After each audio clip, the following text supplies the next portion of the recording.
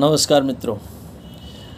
देखिए, आज एक ये मुझे लग रहा है 10वीं 11वीं के लेवल का एक सवाल पूछा है किसी बच्चे ने, और उसका कहना है कि दूरी और विस्थापन, डिस्टेंस एंड डिस्प्लेसमेंट, और उसी से जुड़ा हुआ सवाल है कि जो वस्तु की चाल होती है और वस्तु का वेग होता है, स्पीड एंड वेलोसिटी, तो इनमें क्या अंतर है। और मुझे लगता है कि इनके अंतर को समझने के लिए हमको फ़िज़िकल क्वांटिटीज़ की बात करनी होगी। एक्चुअली फ़िज़िकल जो क्वांटिटीज़ हैं वो दो प्रकार की होती हैं, एक वेक्टर क्वांटिटी और एक स्केलर क्वांटिटी। ये आपने ज़रूर देखा पढ़ सुना होगा कि अदिश राशियाँ और सदिश राशियाँ, यानी कि आप यूँ समझें कि अगर मैं ये कह रहा हूँ कि इस कार की चाल 40 किलोमीटर प्रति घंटा है, और मैं इसमें जोड़ दूँ कि इसकी जो वेग है, इस कार का जो वेग है वो 40 किलोमीटर प्रति घंटा उत्तर दिशा में है।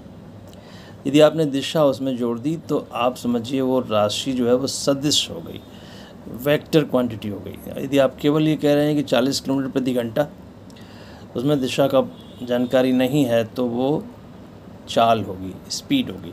तो यही स्पीड और वेलोसिटी में अंतर है।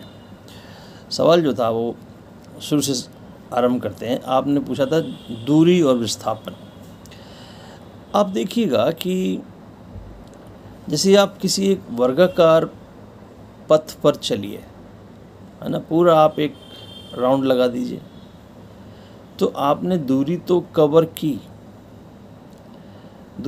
आपने जितना उस वृत्त की परिधि है, लेकिन डिस्प्लेसमेंट आपका 0 हो गया, क्योंकि आप वहीं के वहीं आ गए। तो फिर से आप ये दूरी और विस्थापन, अंग्रेजी में डिस्टेंस और डिस्प्लेसमेंट के अंतर को यदि हम समझना चाहते हैं तो फिर से हमें यहाँ पर ये देखना होगा कि जो दूरी है वो उदाहरण है स्केलर क्वांटिटी का, जबकि जो विस्थापन है वो वेक्टर क्वांटिटी है। मैं और एक उदाहरण लेता हूँ आपके सामने। आप देखिए, एक समबाहु त्रिभुज के बारे में सोचिए।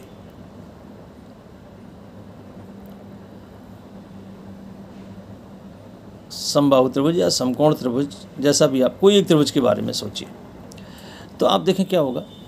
उसमें ए, बी और सी 3 पॉइंट है ना। आप ए से बी पर आए, बी से सी पर आए, तो अगर मैं पूछूं कि कितना दूरी आप चले, तो A B plus B C आप चले, लेकिन कितना विस्थापित हुए, डिस्प्लेसमेंट, तो वो ए सी, यानी दो इनिशियल पॉइंट और फाइनल पॉइंट के बीच का मिनिमम डिस्टेंस सीधा, है ना, स्ट्रेट डायरेक्शन में सीधा डिस्टेंस यदि आप मेज़र करते हो तो वो विस्थापन होगा।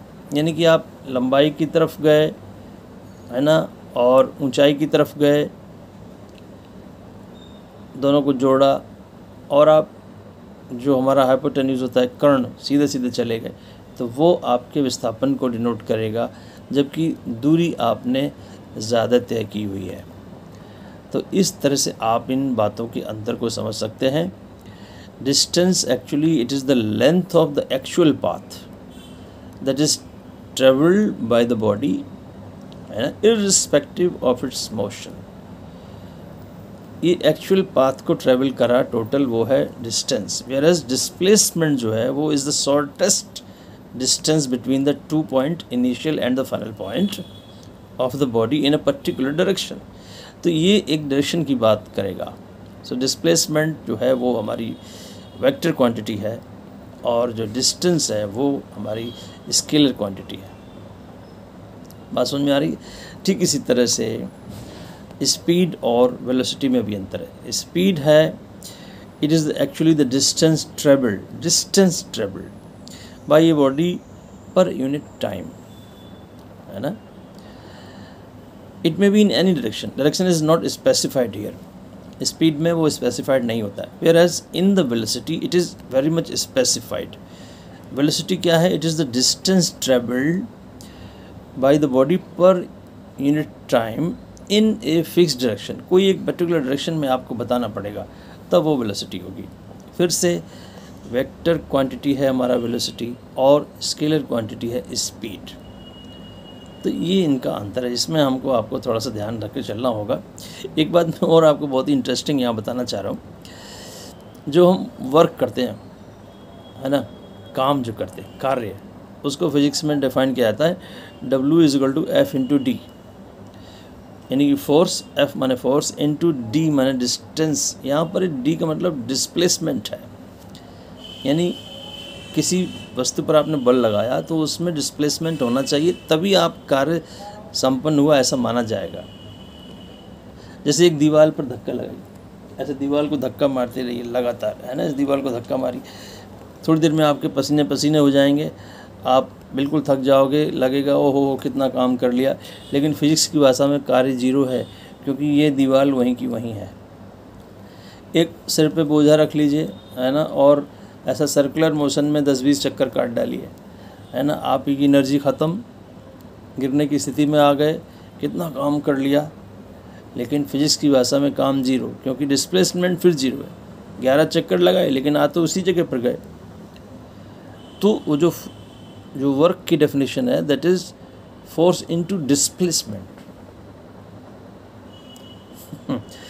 तो ये स्केलर और वेक्टर क्वांटिटी के अंतर को इस तरह से हम आप समझ सकते हैं। धन्यवाद, नमस्कार। आपके प्रश्नों का इंतज़ार है, आपके आ रहे हैं प्रश्न, ये अच्छी बात है, और भेजिए। नमस्कार।